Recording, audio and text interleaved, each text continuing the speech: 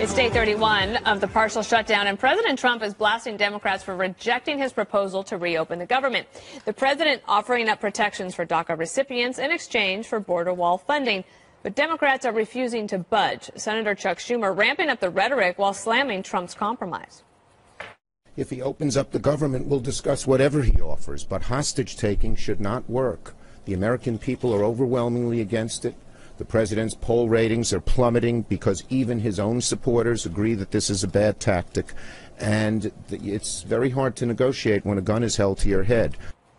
Republicans could be ready to force the hand of Democrats. Senate Majority Leader Mitch McConnell says he's going to bring up Trump's plan for a vote this week. And just a moment ago, well, 13 minutes ago, actually, President Trump tweeted about the wall again, and he said this: if Nancy Pelosi thinks that walls are immoral, why isn't she requesting that we take down all the existing walls between the U.S. and Mexico, even the new ones just built in San Diego, at their very strong urging? Let millions of unchecked strangers just flow into the United States. And that actually was a question that I wanted to ask, Greg, which is the Democrats have said that the wall is amoral. Yes. So if you're there, how do you then negotiate to like a border security? I said this last week. I said, how do you? That's a good point. I wanted to bring it up. I said that they should actually remove the walls between Mexico and America. And I think I said this last week. By the way, is it amoral or immoral? Well, I think that. Well, you tell me. You're the editor. It's immoral.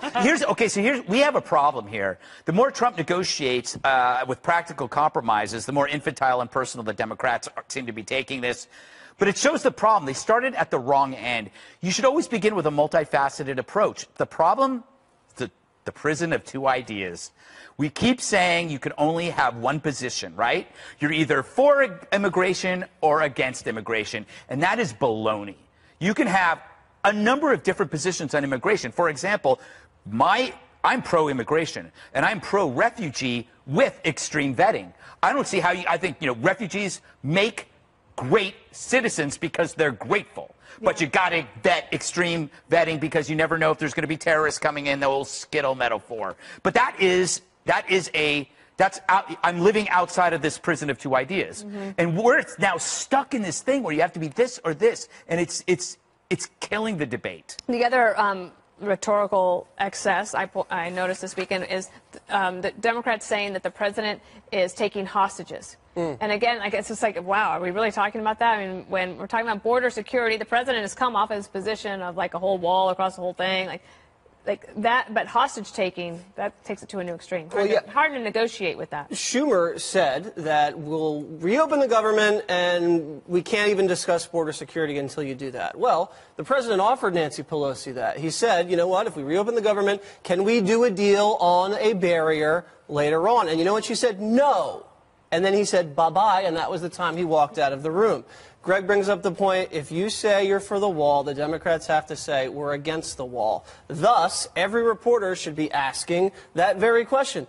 Congresswoman, Senator, do you believe that we should tear down the existing walls since they are immoral and since they obviously don't work?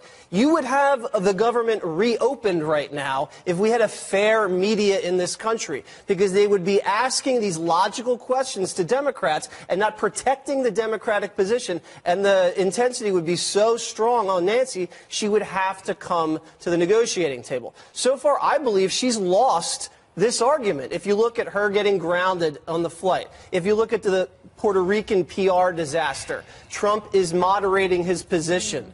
These logical arguments, they just can't argue with. All they say is, oh, it's mean. So if you look at what he's offering humanitarian assistance. He's offering changes to the asylum. He says only 280 additional walls to be needed and to be built. And what are they saying? No?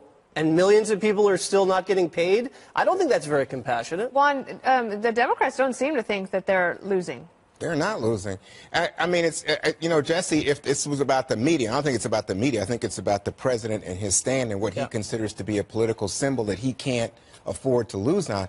They would have gone back and said, hey, wait a minute, Mr. President, I thought Mitch McConnell, the Republicans in the Senate, joined in saying, let's keep the government open, let's keep people getting paid, let's keep our economy growing, and then let's negotiate. Initially, what did the president say? And then he said no because of pressure from the right-wing talk show host, or maybe the media, if they were fair, would say, Mr. President, you had a Republican majority for 2 years in the House and the Senate. Didn't seem to be a priority, did it? But here's the thing. He now goes after Nancy Pelosi as radical.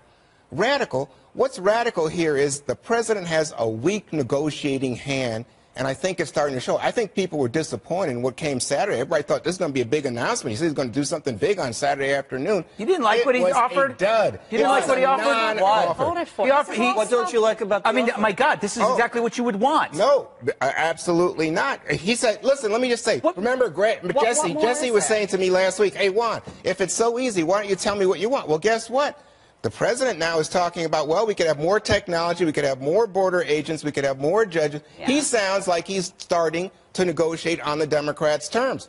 But he doesn't say, I'm going to stop this. I'm going to stop this shutdown that's hurting our economy. This is how you stop it, though. He basically said, originally he was just talking about a wall. And I said that was a mistake because he was only focused on the wall. That was the campaign promise, but he had to talk about other things. Now he comes to the table and he says, all right, we need these barriers, but I'm also going to provide the humanitarian aid. I'm also going to provide the border patrol agents. But he's not getting off the wall. He gave an extension. Because you need the wall, Juan, hold on, to reduce illegal immigration. You need the wall for him not to say that he lost and that he's trapped himself. In order to get Democrats to come on board, he would have to remove the wall. He would have to say, okay, I'm not interested in the steel barriers that the Border Patrol agents have asked for. He would have to remove the component that's the wall in order for the Democrats to get on board. That's because they want to deny him that talking point so that he made a campaign promise, and if he includes that border security measure in there, it's a campaign promise. Let me say the promise he made was Mexico will pay. I don't see that at all. Forget about that. Let's talk about the commercial break. I'll give you a point that would have been a better one for you to make. President Trump standing by the families of those killed by illegal immigrants as he offers Democrats a deal on border security. Our next guest lost her son, Police Sergeant Brandon Mendoza,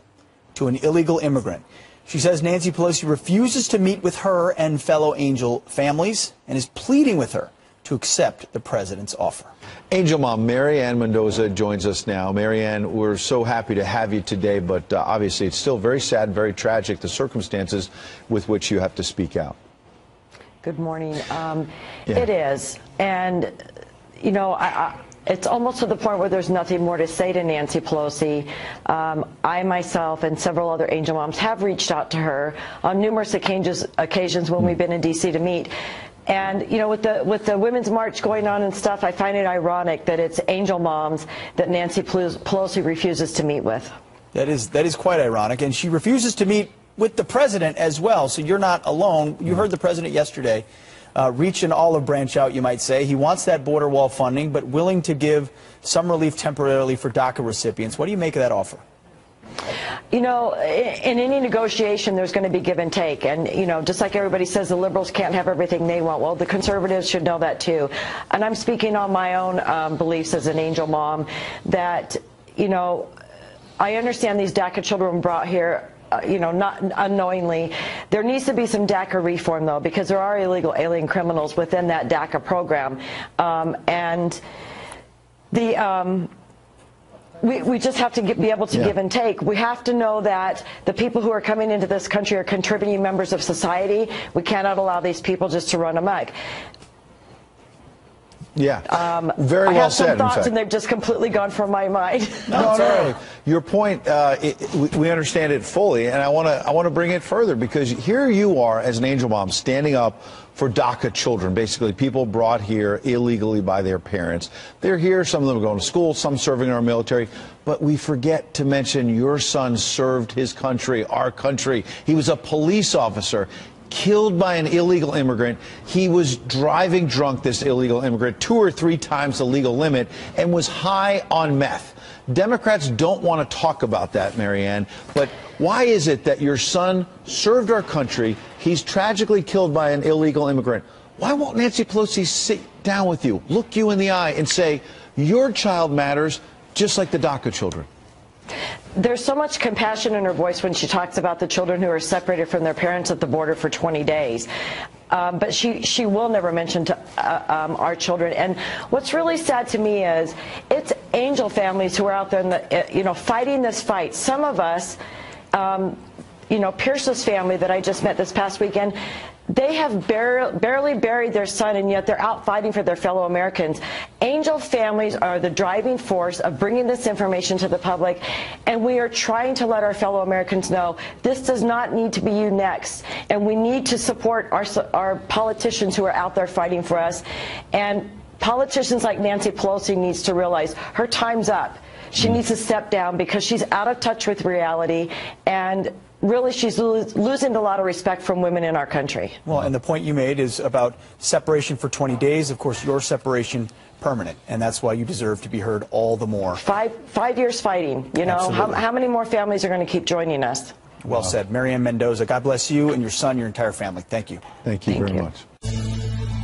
Latinos are increasingly rallying towards President Trump. His approval ratings rising 19 points since the government shutdown, from 31% to 50% today. Here to react is Republican strategist Gus Portela. Gus, thanks for being here. It is an astonishing number to say that since the government shutdown, so in a month of adults, and this is a poll by NPR and PBS, so this is not a conservative poll, shows support amongst Latinos up from 31% to 50% for President Trump. What do you make of that number? Well, I think it's a very important number. Latinos are waking up to the sham that is the message that the Democratic Party has had towards Latinos, right? This president has done historic strides to help the Latino community.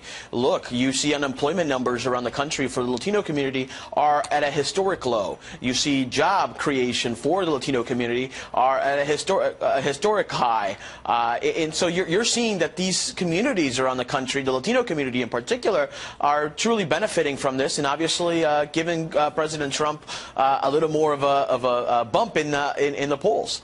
Gus, on the question of elected officials making compromises and asking, which one comes closer to your view, 63% saying I like elected officials to make compromises, 31% saying I like elected officials who stick to their positions. What do you make of that?